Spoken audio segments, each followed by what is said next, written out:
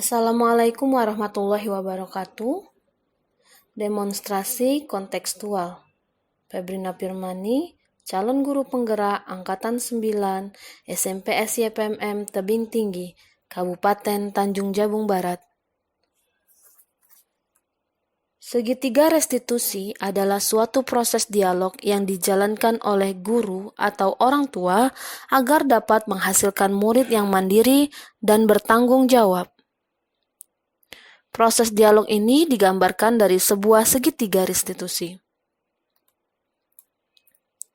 Dari gambar ini bisa kita lihat 3 langkah dalam melakukan metode segitiga restitusi, yaitu pertama, menstabilkan identitas atau stabilize the identity.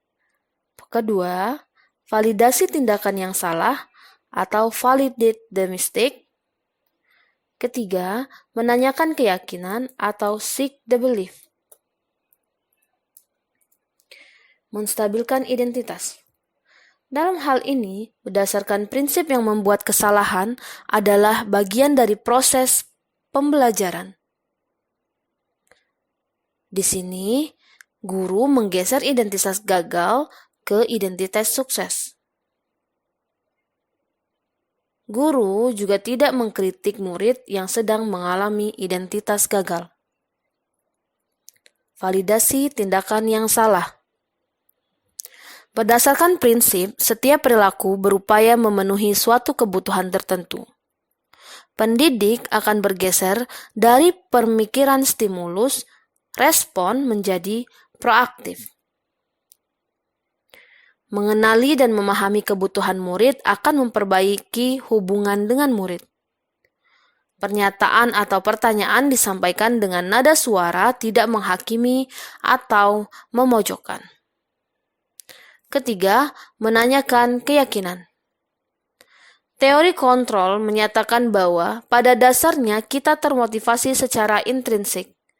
Setelah perilaku divalidasi dan diidentitas sukses telah stabil, maka murid telah siap mengaitkan keyakinan dengan tindakan yang salah. Kasus 1. Nada dan Rehana sedang asik bermain bersama di ruang kelas. Mereka saling bersenda gurau bersama. Tiba-tiba, tangan Rehana tidak sengaja menyenggol botol minum kaca milik si Nada. Botol itu pun jatuh ke lantai dan pecah. Rehana sudah meminta maaf kepada Nada atas ketidaksengajaannya. Namun, Nada tetap marah-marah ke Rehana karena botol kaca itu merupakan kado ulang tahun pemberian ibunya. Berikut adalah video dari kasus 1 tentang penyelesaian masalah menggunakan segitiga restitusi.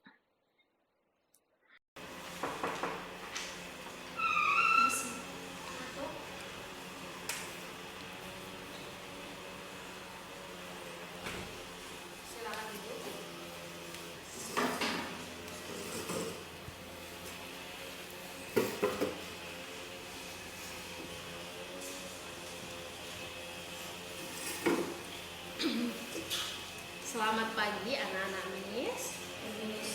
Baiklah, Miss paham kamu tahu maksud Miss apa? Coba salah satu dari kalian cerita sebenarnya apa sih yang terjadi tadi? Tadi kan Miss Rehana, Miss, botol kami dipecahin dia, Miss.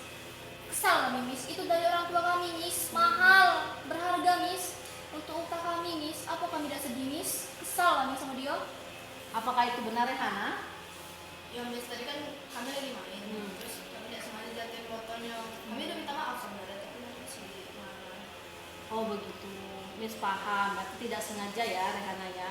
Miss juga paham Nada, kenapa kamu marah dan kesal, karena itu adalah botol kesayangan kamu yang dari orang tua kamu waktu ulang tahun. Tapi pertanyaan Miss Nada, ketika kamu marah-marah, apakah botol itu akan kembali seperti semula dan bisa tergantikan? Tidak, Miss. Nah begitu, Nada sebenarnya Miss lihat Miss sudah bangga sama kamu karena kamu cuma sebatas marah-marah saja sama Rehana. Kamu nggak memukul dan sebagainya, itu sudah baik. Jujur deh, Miss, kami rasanya nak mukul Rehana, Miss. Nak kami tampar deh, Miss. Emosi kami, Miss. Tidak kuat kami sama dia. Tapi Ya, tapi kami masih sayang sama dia, Miss. Dia kawan kami, Miss. betul, itu bagus. Kamu ingat kan kesepakatan kelas kita apa? Harus rukun dan damai biar hidup tuh damai. Benar, kita harus saling menyayangi supaya kita hidup rukun dan damai. Sekarang apakah kamu sudah bisa memaafkan Rehana?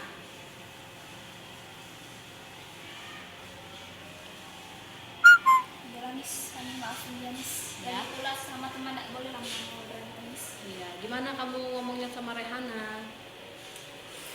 Dan maafin aku ya, dan aku maki tahu dan marah-marah sama kau, terus juga kasar sama kau. Maafin ya.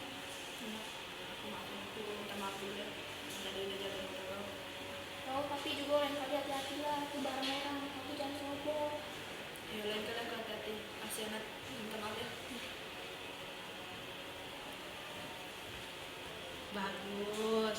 Lain kali seperti itu ya. Jadi kalau ada teman yang salah, kita harus mengerti dulu apa yang terjadi, kesalahan itu kenapa, lalu saling memaafkan supaya kamu hidup rukun dan damai di kelas. Oke? Terima kasih ya sudah datang. Miss, kasih ya Miss. Miss. Iya.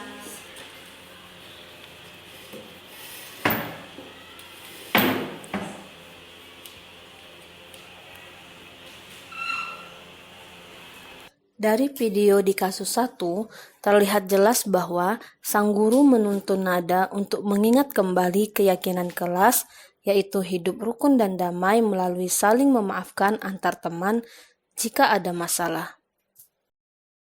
Kasus 2. Nurita Indah adalah anak yang rajin. Dia kerap kali dipanggil dengan nama Indah. Suatu hari, Indah telat datang ke kelas setelah istirahat pertama. Kelas masuk pada jam 9.45 WIB, sedangkan Indah masuk ke kelas pada jam 10.20 WIB. Keterlambatan Indah dikarenakan ia baru saja dari kantin. Guru pun menegur Indah dengan keterlambatannya, namun Indah langsung marah. Indah, apakah kamu tahu kenapa saya memanggil kamu? Tahu Miss.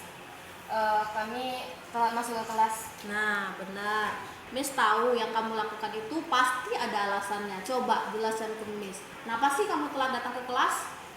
Tadi waktu jam istirahat kami tuh harus ngumpulin tugas Miss. Jadi kami ke kantor dulu buat ngumpulin tugas. Nah setelah itu kami tuh pergi ke kantin buat makan. Tapi itu di kantin tuh ngantri Miss. Jadi tuh lama. Sementara bel tuh udah bunyi. Tapi tuh kami tuh lapar nih Miss. Jadi tuh kami tetap nunggu terus makan walaupun udah masuk Miss. Gitu. Berarti yang kamu lakukan itu adalah yang wajar karena kan kamu lapar. Tapi kamu kalau ditegur jangan marah-marah ya, karena kan kamu salah. Nah sekarang misalnya kamu ingat nggak dengan keyakinan kelas kita apa? Ingat Miss, kita nggak boleh telat, kita harus tepat masuk ke kelas supaya kita bisa disiplin Miss. Betul sekali Indah, yang kamu lakukan benar. Jadi lain kali saran Miss, kalau seandainya kamu lapar, kamu boleh sarapan di pagi hari sebelum kamu ke sekolah, atau ketika kamu mengerjakan tugasnya tepat waktu, sehingga ketika orang lain ke kantin, kamu tidak perlu mengantri seperti yang hari ini. Nah, sehingga kamu tetap bisa datang ke kelas tepat waktu. Begitu ya Indah. Lain kali jangan diulangi. Ya. Dari tayangan video tersebut, kita bisa melihat bagaimana guru tersebut mencoba untuk melakukan segitiga restitusi dalam menyelesaikan masalah, yaitu mencoba untuk membimbing Indah untuk mencari keyakinan tentang keyakinan kelas yang dimiliki Indah. Maka, dari kedua kasus tersebut, kita bisa melihat proses segitiga restitusi yang terjadi, di mana guru mencoba sebagai posisi manajer, menstabilkan identitas, memvalidasi kesalahan, dan mencari keyakinan. Thank you for watching. Wassalamualaikum warahmatullahi wabarakatuh.